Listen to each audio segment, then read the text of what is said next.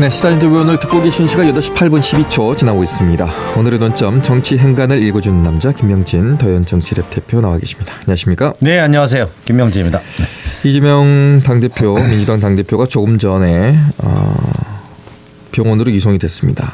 네, 꽤 오랫동안 단식을 했습니다. 오늘이 19일째. 네, 19일째입니다. 제가 당대표 주변의 인사들하고 방금 전에 통화를 했는데 오늘 아침 7시 11분 거의 혈당이 급속히 떨어지고 의식을 잃고 있는 상태에서 인근 여의도에서 가장 가까운 여의도 성모병원으로 긴급 이송되었다고 합니다.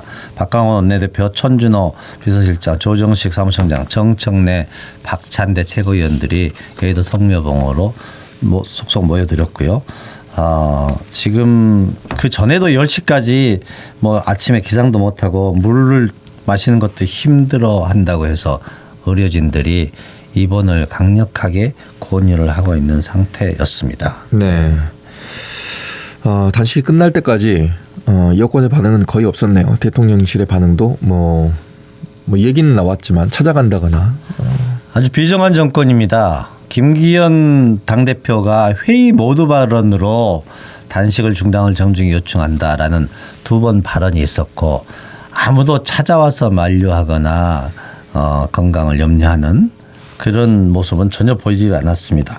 과거에 군사정권 때도 YS 대통령이 23일 단식할 때 그때는 권익현 사무총장을 여러 차례 보내고 병원으로 보내고 심지어는 그 군사정권 때 가능한 일이었지만 강제 입원까지 시켜서 건강 악화를 굉장히 염려를 했었습니다. 보통 정치권에서는 이렇게 최후의 수단으로 사직생으로 야당 대표가 단식을 하면은 여당 지도부가 찾아와서 단식 중단 요청을 하고 또 요구 일부도 수용을 하는 등 그런 테러 조성을 위해서 노력을 하는 게 통상적이었고 정치권 문법이었습니다. 심지어는 그런데 이 정권에서는 조롱하고 비웃고 이런 기조로 계속을 했습니다. 무시와 조롱으로. 네. 어제 그저께는 대통령실에서 어떤 자가 이야기했는지 모르지만 누가 단식 중단을 말렸냐, 누가 단식을 하라고 했느냐 이런 망발을 쏟아내어 가지고 분노를 불러일으켰습니다. 무시와 조롱을 하고 있습니다. 근데 홍준표 경북지사는 대구시장은 조금 다른 견해를 보였는데요. 네. 예, 페이스북에다가 목숨 건 단식 투쟁을 여권이 이렇게 조롱하고 무시하는 것은 잘못이다. 네. 그리고 이재명 대표는 신속히 단식을 중단하고 건강을 챙기시길 바란다. 이렇게 SNS에 올렸더라고요. 네. 이제 저희가 표면적으로 보면 단식을 하는 의도가 있지 않습니까? 어떤 목적이 있잖아요. 네. 근데 그 목적에 대해서 여권이나 대통령실이 반응하지 않습니다. 그 목적은 민생이고 정치였을 건데 여권이 대통령실이 반응을 하지 않는다는 것은 거기에 관심이 없다는 건가요? 우리는 우리대로 가겠다는 건가요? 그냥? 그러니까 내건 요 조건은 이제 대통령에게 그 사죄를 요청을 하고 핵 오염수 방류에 대해서 반대 입장을 분명하게 표명을 하라고 하는 거하고 국정 쇄신을 요구를 했었죠. 그게 이제 내세운 요구 조건이고 그런데 기본적으로 사적생을 각오로 최후의 수단으로 야당 대표가 단식이라는 수단을 선택을 하게 되면은 우선은 요구 조건에 관계없이 건강을 챙기라고 와가지고 가서 여러 사람들이 와서 대화 분위기를 조성하는 게 통상적인 문법이었다는 얘기죠. 그런데 보통 본회의장을 들어가면은 본회의장 바로 옆에 한 5m 거리일 겁니다. 네. 있다는데 왼쪽으로 눈길만 돌리면은 한 10걸음도 안 될 거예요. 그러면서 걱정이 돼서 그게 가서 건강 상태를 찾아보고 여러 사람들이 하는 분위기를 조성을 하는 거죠. 반드시 내세운 요구 조건을 수락할 수도 없는 것들도 요구 입장에 있을 테니까. 그런데 눈길 한번 주지 않고 그리고 어제 그저께 그 대통령실의 익명으로 누가 단식하라고 했느냐 이런 조롱의 발언들이 더욱더 상황을 악화하고 분노를 하게 만드는 겁니다. 네. 이런 경우는 없었습니다. 비정한 정권입니다. 일단 민주당 같은 경우에는 이제 내각의 총사퇴를 얘기를 하고 있습니다. 내각 총사퇴를 요구를 해서 지금 의총에서 결의를 했죠. 국무총리 해임 건의안부터 지금 즉시 제출한다. 이렇게 돼서 국무총리 해임 건의안은 제적 과반수 찬성으로 해임 건의가 되거든요.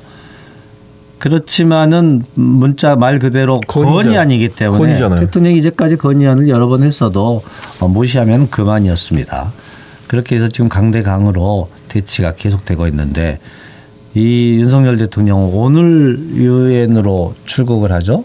또 해외 한 달에 한 번씩 해외를 가는 겁니다. 해외 국외 외교 활동에 아주 재미 붙인 것 같습니다. 누가 그렇게 원하는 건지 외교부에서 그렇게 일정이 있으니까 가셨겠죠. 일정이야 해외 일정은 항상 있습니다. 매달 있습니다. 그걸 가서 재미 붙인 것 같습니다. 문재인 대통령이 병원에 병문안할 가능성이 있습니까? 내일이 9월 19일이죠. 9월 19일이 9.19 정상회담 5주년입니다. 네. 그래서 여의도 63빌딩에서 행사가 있는데 양산에서 문재인 대통령이 상경해가지고 참석을 한다고 합니다. 그런데 공교롭게 지금 이재명 대표가 입원해 있는 여의도 성모병원이 63빌딩 바로 옆입니다. 그래서 자연스럽게 병문안 형식으로 방문을 되지 않을까 이렇게 관측들이 있는데 오히려 여의도 63빌딩 바로 옆에 병원을 오히려 둘러보지 않고 병문안하지 않고 가는 게 조금 이제 더 자연스럽지 않은 모습이어서 문재인 대통령이 찾아보지 않을까라고 전망이 되고 네. 그렇게 되면 물론 이제 단식을 만료를 하게 되겠죠. 근데 이재명 대표는 어제도 긴급 상황이 있어가지고 119를 불러서 응급차가 왔는데 네. 본인이 단호하게 거부를 해가지고 이송을 하지 못했었거든요. 네. 그렇다면은 이번에도 병원에 가서 이제 긴급 조치를 하게 되면은 이 의식은 회복이 될 수 있을 텐데 거기에서 단식을 풀겠다라고 결정을 할지 아마 병원에 입원해 있어도 나는 단식을 중단할 수 없다라고 문재인 대통령이 권유를 해도 당분간은 단식 상황을 혹은 병원에서 입원한 상태에서 치료를 받으면서도 단식의 의지는 급해지지 않을 것으로 관측이 됩니다. 네, 당사자가 지금 단식을 중단하겠다고 말을 하지 않았기 때문에. 네, 그렇습니다. 이제 필요한 긴급 처치는 여러 가지는 병원에서는 인도적으로 하겠지만은 본인이 음식을 먹는 거에 대해서는 거부할 가능성이 높아 보입니다. 지역에서 동조 단식하는 분들 계십니다. 정진욱 특보라든가 최영호, 김명선, 박노원 이렇게. 네, 정진욱 특보는 지금 5.18 민주광장에서 15일차 아주 결연한 사직생 단식 투쟁을 계속하고 있고요. 최영호 전 남구청장도 보성 사무실 앞에서 지금 오랜 기간 단식을 하고 있습니다. 김명선 정책위 부의장은 목포에서, 박노원 부대변인은 영광 사무실 앞에서 단식을 하고 있는데 이게 단식하시는 분들이 제일 서운한 게 나는 죽음을 각오하고 단식하는데 아무도 관심을 안 가져주는 게 제일 서운하고 안타깝기도 한다고 합니다. 네. 이분들도 동조 단식하고 있기 때문에 주변에 지인들이 격려 응원 방문 많이 하는 것도 필요하다고 보입니다. 네. 정진욱, 최영호, 김명선, 박노원 등이 이재명 대표와 지금 동조 단식 중이다. 중입니다. 네. 예, 아직 단식이 끝난 게 아닙니다. 그런데 이 상황에서 검찰이 또 구속영장 청구 카드를 또 만지작하고 있습니다. 지금 병원으로 이송되기 전까지 상황은 검찰은 오늘 중으로 체포영장을 청구를 한다라는 게 일반적인 관측이었습니다. 근데 오늘 이제 병원 이송 상황이 생겼는데 아침에 또 검찰 관계자하고 통화한 언론인과 제가 통화를 간접 취재를 했는데 검찰에서는 우리는 정치 상황은 일체 고려하지 않는다. 영장 청구에 대해서는. 다만 서류 정리 상황이 어떻게 될지는 모르겠지만은 네. 정치 상황은 고려하지 않는다라고 단호하게 이야기를 함으로써 병원 이송 상황이 영장 청구에는 영향을 미치지 못한다는 검찰의 입장을 내비쳤습니다.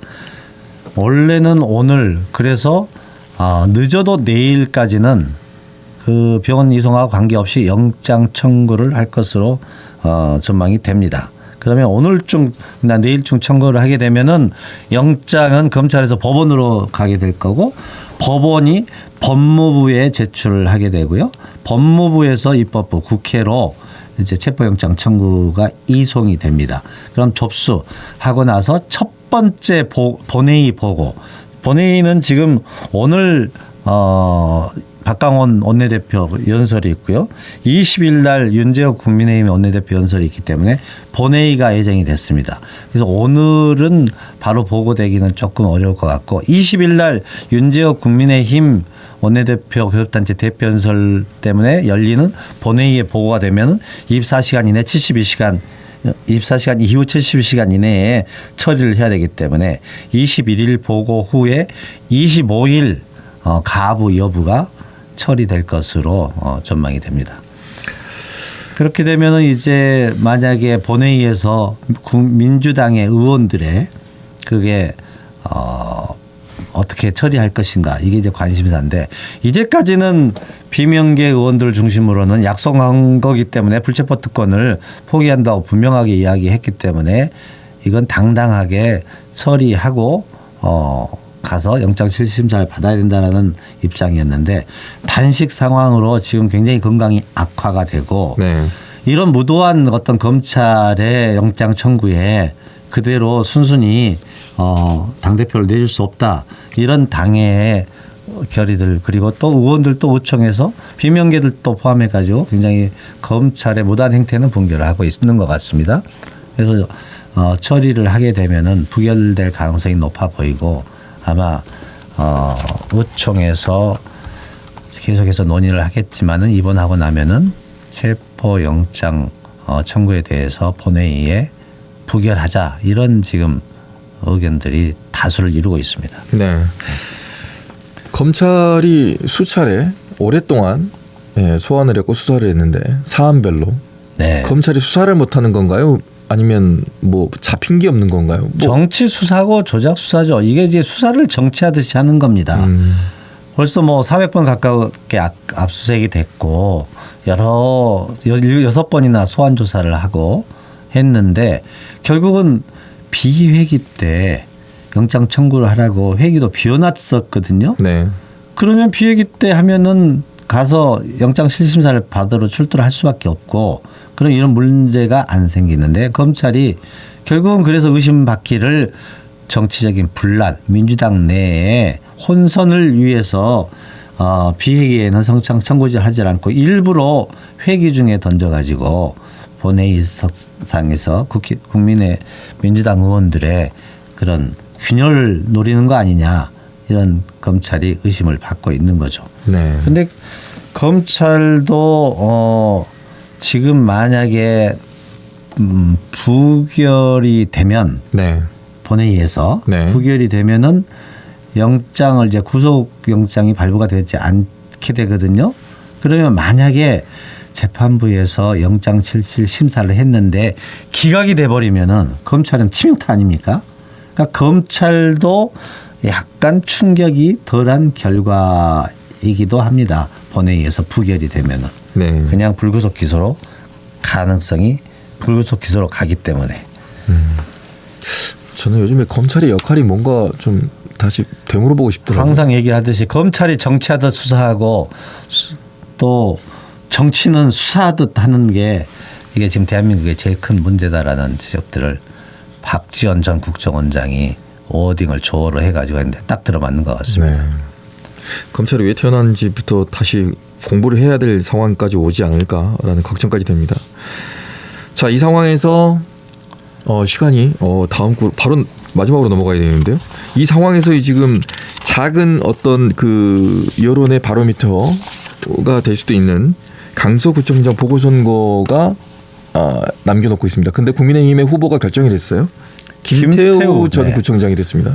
김태우가 빠진 자리에 김태우 후보가 다시 들어갔습니다. 그러니까 지난 5월 김태우 전 강서구청장이 대법원에서 징역 1년의 확정을 받았습니다. 유죄 확정 후에 3개월 만에 윤석열 대통령이 사면 복권을 시켜줬어요. 3개월 만에 대법원에서 이건 완전히 사법 권한을 상권 분립을 저해하는 그야말로 사법권 사면권 남용이었죠. 그래서 설마 3개월 전에 자신 때문에 사유로 보궐선거가 생겼는데 네. 사면 복권을 시켜가지고 거기에 출마를 할 수 있겠어? 하는 게 상식적인 전망이었었거든요. 네. 그런데 아니나 다를까 약간의 경선 절차를 거쳤지만은 김태우가 결국은 공천을 받게 됐어요. 네. 세상에 공정과 상식, 법치를 이런 송두리째 깨는 행위죠. 그 강서구청장 선거하는데 예산이 한 39억이 들어간대요. 와. 그 예산이 김태우의 범법 행위, 유죄 판결 때문에 보궐선거를 하게 된 거잖아요. 네.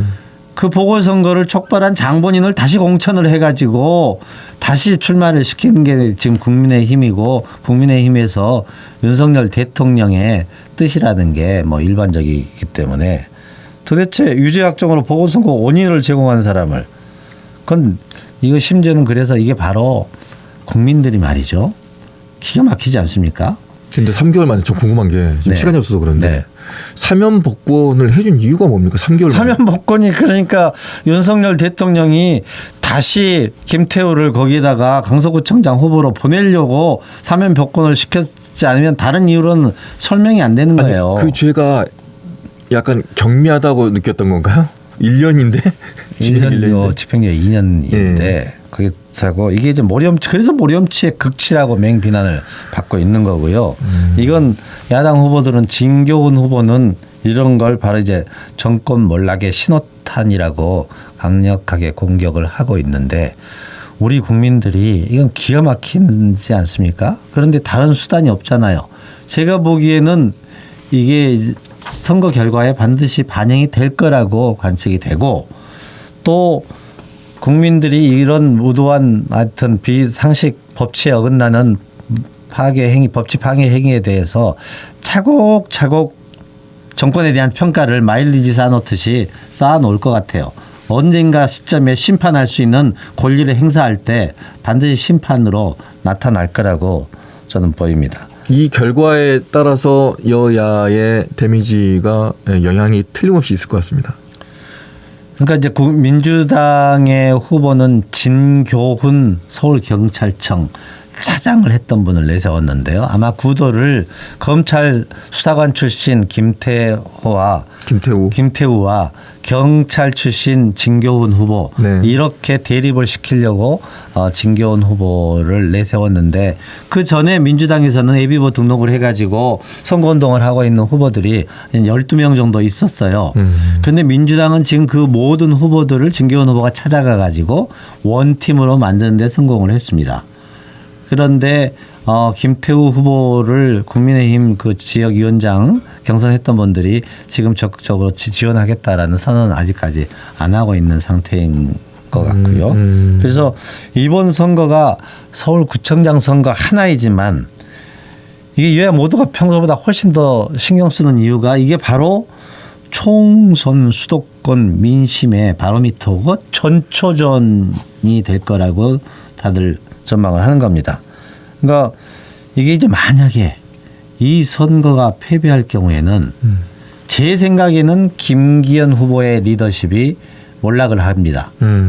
그리고 급속도로 국민의힘이 혼란에 빠져서 비대위 체제로 전환될 가능성이 높다고 보여요. 국민의힘이 승리하면요. 국민의힘이 승리하면은 네. 이제 우리 쪽에서도 이걸 진교훈 후보를 민주당 쪽에서도 권리당을 하는 지도부가 네.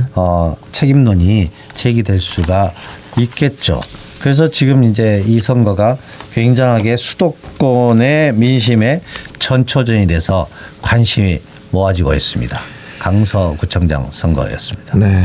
자, 앞으로 이제 정치가 다시 중요한 시점에 올라올 때가 다가오고 있습니다.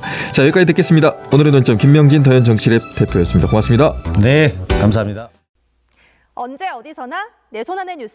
광주 MBC 뉴스 유튜브 구독으로 함께하세요.